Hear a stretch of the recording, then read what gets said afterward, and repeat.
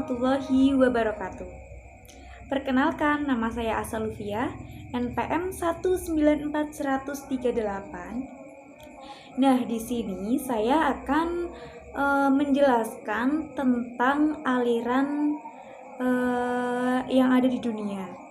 Nah, aliran ini dibagi menjadi 3. Yang pertama yaitu ada aliran tradisional. Terus yang kedua yaitu ada aliran struktural. Yang ketiga ada aliran transformasional. Di sini yang pertama saya akan menjelaskan tentang aliran tradisional terlebih dahulu.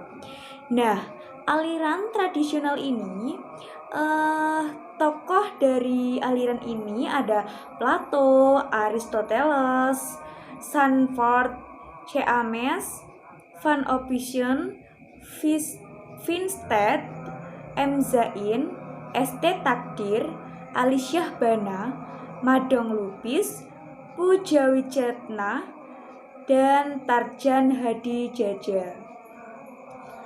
Nah, aliran tradisional ini itu memperkenalkan cara pandang normatif dan perspektif. Kalian tahu nggak apa itu perspektif dan normatif? Di sini saya akan jelaskan. Normatif adalah taat asas, hukum, dan aturan. Sedangkan perspektif yaitu kegramatikalan berdasarkan bahasa yang baik, kaidah bahasa dipandang secara benar atau salah. Terus ada juga ciri linguistik tradisional. Ciri linguistik tradisional yang pertama ada bertolak dari pemikiran filsafat Yunani. Terus yang kedua ada pertentangan filsafat bahasa. Yang ketiga ada senang mengikuti pola tertentu. Yang keempat, patokan utama semua tata bahasa adalah bahasa Latin. Terus yang kelima, berpatok pada pemikiran logika. Yang keenam, senang dengan definisi. Yang ketujuh, pemikiran para ahli masih konservatif. Yang ke-8, ragam lisan dan tulisan itu sama. Terus yang ke-9, huruf dan bunyi itu sama. Terus ada sumbangsih linguistik tradisional. Nah, sumbangsih linguistik tradisional yang pertama itu penyusunan tingkat satuan kebahasaan. Di sini dibagi menjadi 3, yaitu ada kalimat, kata, dan huruf. Terus ada juga pengembangan teori kelas atau jenis kata. Terus yang ke-3, membedakan kata berdasarkan gender. Yang ke-4, membedakan jenis kalimat berdasarkan isi dan makna. Yang ke-5, mulai berkembangnya ilmu bahasa. Yang ke-6, membedakan bunyi dengan bahasa. Yang ke-7, menemukan bentuk aktif, pasif pada kalimat. Yang ke-8, berkembangnya linguistik historis komparatif. Selanjutnya, yang kedua yaitu linguistik struktural.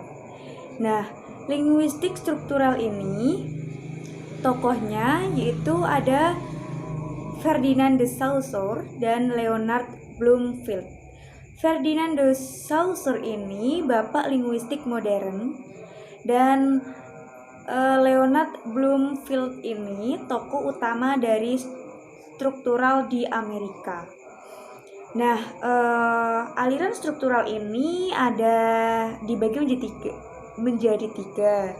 Yang pertama yaitu dari Eropa, terus yang kedua dari Amerika, dan yang ketiga dari Australia. Nah, kita membahas dari Eropa terlebih dahulu ya. Yang pertama yaitu aliran Praha.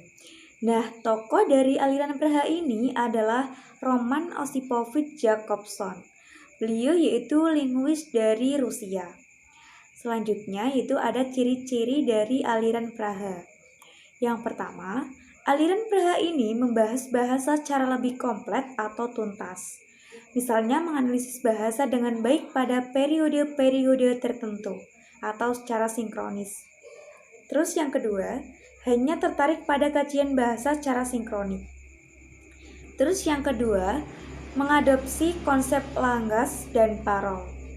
Terus yang keempat, aliran Praha mengkaji bahasa mulai dari unsur bahasa yang terkecil, misalnya fonetik, fonemik, morfem, struktur atau fungsi, makna. Akan tetapi, kajian mereka pada lingkup fonologi yang paling menonjol.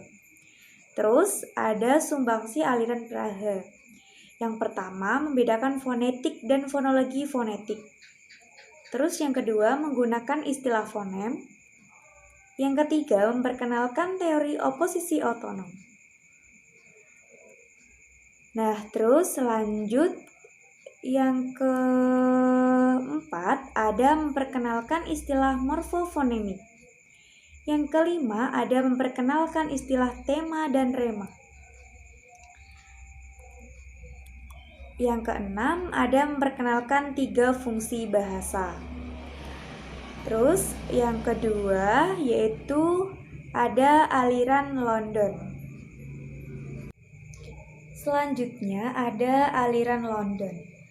Nah, aliran London ini tokohnya yaitu John Robert Ford, yaitu guru besar dari Universitas London. Nah, aliran London ini juga disebut sebagai aliran Ford, aliran London atau aliran prosidi. Nah, terus ada ciri-ciri aliran London. Yang pertama, sama-sama behavioristik, tetapi lebih pada sosial behavioristik. Terus yang kedua yaitu terpengaruh Malinowski dalam studi hubungan bahasa dan konteks situasi. Yang ketiga, sangat memperhatikan komponen sosiologis dalam telaah bahasa. Yang keempat, linguis Inggris lebih suka penerapan daripada teori, selain itu mereka juga menyukai fonologi. Yang kelima, aliran linguistik London pada awalnya menitik beratkan pada fonetik dan fonologi, dan koleksi juga menjadi kajian. 6, yaitu gagasan Chomsky intralinguistik. Terus lanjut ada kontribusi dari aliran London. Yang pertama yaitu memberikan kontribusi pada bidang fonologi yang dikenal dengan nama fonologi prosidi. Nah, fonologi prosidi ini dibagi menjadi 2, yaitu segmental dan suprasegmental. Segmental itu ada vokal, konsonan, diftong, dan klatser atau gugus konsonan. Nah, yang suprasegmental ini ada intonasi, tekanan, sendi atau jeda. Nah, sekarang lanjut ke Amerika, yaitu aliran hipotesis Sapir-Whorf. Nah, di aliran hipotesis Sapir-Whorf ini membahas tentang determinitas bahasa dan relativitas bahasa. Determinitas bahasa adalah struktur bahasa mempengaruhi atau menentukan jalan pikiran penuturnya, yang versi kuatnya. Terus yang kedua yaitu relativitas bahasa. Relativitas bahasa adalah bahasa mencerminkan cara hidup dan cara berpikir penuturnya, itu versi lemahnya. Nah, yang terakhir yaitu dari Amerika. Dari Amerika ini ada aliran dari Halliday. Halliday ini nama lengkapnya yaitu ada Michael Alexander Kirkwood Halliday. Beliau adalah seorang linguis Australia yang lahir di Leeds, Inggris. Nah, beliau juga ahli bahasa Mandarin dan linguistik umum. Terus, aliran ini yaitu membahas tentang SFL, yaitu Systemic Function Linguistic. Sumbangsi dari aliran Halliday yang pertama yaitu ada fungsi instrumental. Terus yang kedua ada regulatoris. Yang ketiga ada interaksional atau interpersonal. Terus yang keempat ada personal, yang kelima ada heuristik, yang keenam ada imajinatif, dan yang terakhir ada representasional. Aliran linguistik yang ketiga yaitu ada aliran transformasional. Nah, aliran ini yaitu tokohnya adalah Maurice Halley, terus J. Alvador, L. Palmatier, J. Leonis, J. Katz, Y. P. B. Allen, R. A. Jacobs, terus R. D. King, Van Buren, dan Lakoff. Nah, yang tokoh paling terkenal dari aliran ini adalah Avron Noam Chomsky. Terus, ciri-ciri dari aliran ini yang pertama yaitu berdasarkan paham mentalistik.